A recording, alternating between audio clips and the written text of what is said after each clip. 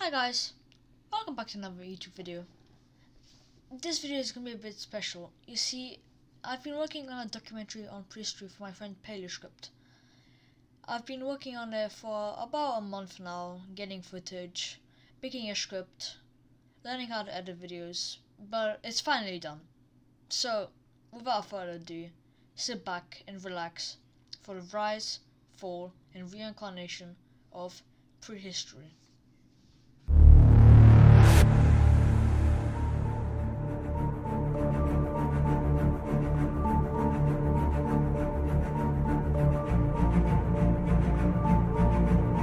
To understand the events of Prehistory, we have to start from the beginning. So let's start with the rise. Prehistory first started out as a prototype in December 2015. It was called Giants. As you can see, the game didn't have much to offer. Back then, Paleo was planning to have growth instead of progression, and there was a different roster of dinosaurs. Sadly, there was little information about this version of Prehistory, and I can't say much more. So let's talk about 2016. Mid-2016, I joined in January. Paleo and MysticJule created a new project, SuchoMemeus, and to their surprise, it was somewhat successful. Because of this, Paleo created another project, Dragon's Run. Since he thought he could replicate the success of SuchoMemeus, and since he was also getting bored of developing on Giants, he decided to abandon Giants to put all his focus on the Dragon's Run. Whilst Dragon's Run was being worked on, mine and Paleo's friend, Trade, persuaded Paleo to give him ownership of the group for a short while. And when Paleo eventually did give him ownership, Trade changed the roles, changed Paleo's rank, and kept ownership of the Rubik's Cube. Trade did give Paleo back ownership, but Paleo had to call himself dumb and stupid. And luckily, Trade didn't touch any of the projects, and development on Dragon's Run resumed up until December. Dragon's Run didn't rise up to the hype Paleo thought it would and decided to work on Giants, which was now called Prehistory again. And on December 21st, Prehistory had its first proper release. Let's move on to 2017. Prehistory was overhauled in 2017 with a new map, more dinosaurs and stats. In addition, Paleo decided he wanted progression instead of growth. In total, the group consisted of me, Rex, MysticJule, Diablovenator, SirHawks, KyorceZaur, which is now known as 7hex, Trade, and about 15 to 30 fans, including David Iskandar and XD Master II. Yunus will join the development team on 30th of July. Meanwhile, the development of Prehistory was going well, with Devasaurs being announced, and 3 of the 6 Devasaurs releasing a couple months later. Those Devasaurs were Paleo's Inextrables, Diablo's Diablovenator, and my Devasaur, Arachnophobia. Sadly, MysticJule was hacked in August, and it affected both the development team and the community, as Jule was the co-owner of the game. Paleo coped and realized that the game needed more traction. It was time to step up and release real-time animations and better models. Paleo made one final update to his other side project, Dinosaur Creation Tycoon, in November of 2017, and they decided to discontinue and give the rights to SirHawks to get Prehistory's name out there more. On August 19th, Paleo and Diablo released Prehistory's Lore, which is the story of Prehistory, and in an effort to keep the community active. It worked, and the lore itself had positive feedback. Due to the success of the lore, Paleo and Diablo would later release the Lore 2 on the 1st of October, which did really good as well. After this, Paleo and his dev team rigged the dinosaur models to be animated in the near future. This would be one of the final updates to Prehistory before 2018.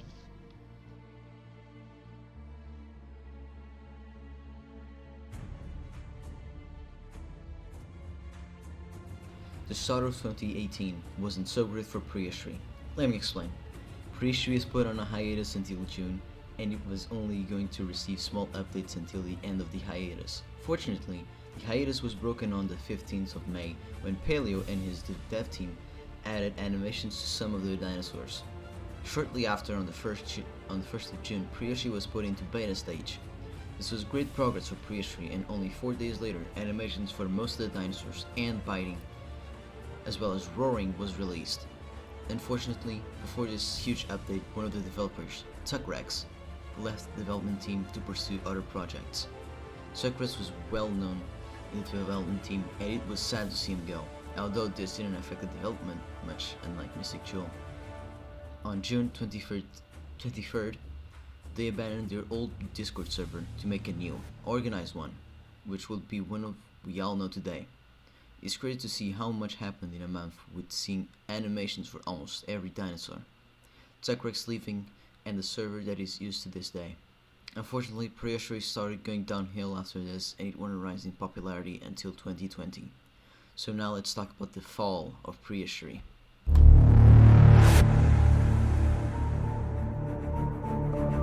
On 19th August 2018, SirHawks temporarily left the team due to altercations with Darkmane, the previous owner of Primordial Lands.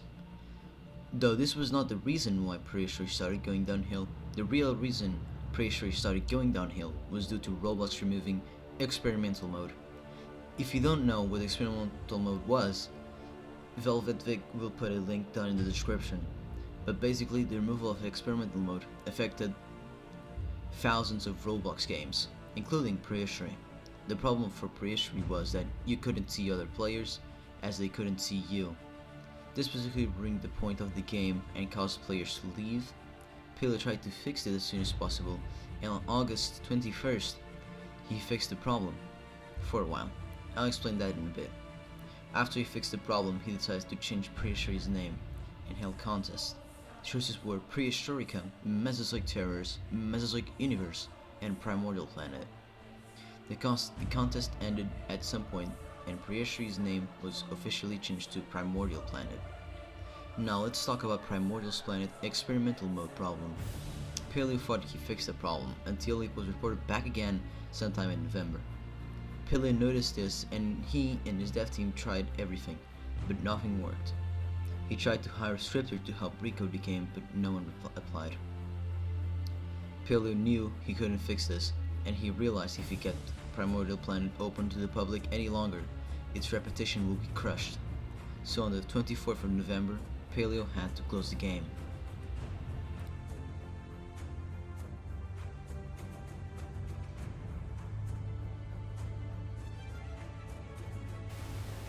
Paleo tried working on the game again on the 23rd of December 2018, but discontinued it again on the 3rd of March 2019. There was very little hope for Primordial Planet. The fans were starting to leave, and the devs and I were the only people who still talked in the server. And then there was a light at the end of the tunnel. MysticJule came back with a different account, and Paleo regained his taste for paleontology. He resumed development on Primordial Planet, this time with the help of MysticJule. The development team now consisted of SuchoMemeus, Diablovenator, SirHawks, MysticJule, and Aqua. Itness went on hiatus from Prehistory. And then, on the 11th of May, Forger joined the dev team. CourageousForger helped recode the game, which fixed the experimental mode bugs. The game was now fully playable again. Also, I would like to mention that Paleo tried to create another project called Mesozoic on the 9th of September, but this was abandoned. And after many months of more development, on the 26th of October 2019, Primordial Planet revamp is announced for 2020. And so the reincarnation of Prehistory, Primordial Planet, begins.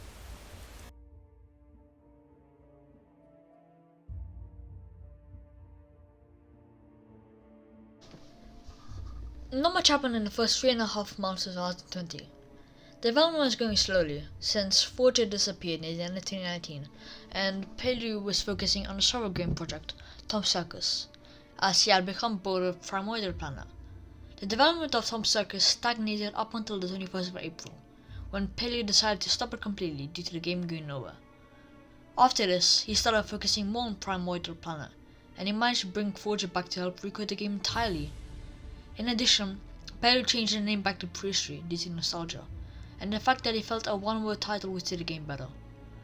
Sadly, after this, on the 30th of May, MysticJule left the dev team to focus on other projects. It was sad to see her go again, but development continued. And on the 28th of June, the Prehistory server hit a new milestone in its existence. 100 members. Prehistory was growing, and there was hope for it again. After this, Prehistory released again on the 12th of July, hopefully for the last time, and its launch was a success. With a new map, mobile controls, and new dinosaurs, Prehistory could only grow from here, and there's no doubt the server reached 1,000 members. And on the 18th of August, it finally did. This is a huge milestone in the history of the server. Just 3 days after this, Prehistory went into beta.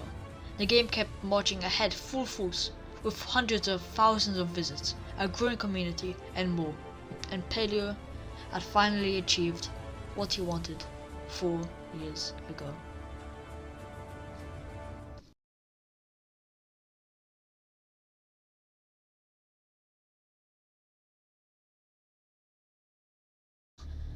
I'm recording this in 2021, and the game has just reached 1 million visits. To personally be there when the game first had dinosaurs, to see it fall and then pick itself back up again is amazing.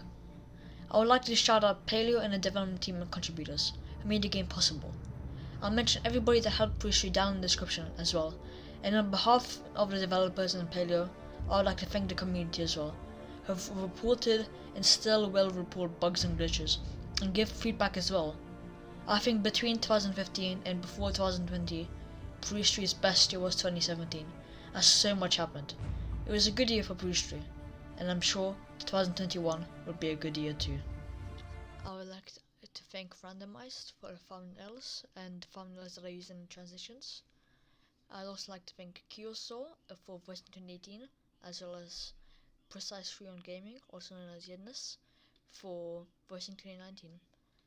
Finally, I'd like to thank Wink/Aqua for helping me redo 2020, the script for 2020. So yeah, thank you all, and I'm gonna end this video with a montage of every single year of Prehistory, so 2015, 2016, you get the gist. So yeah, cool, I'll see you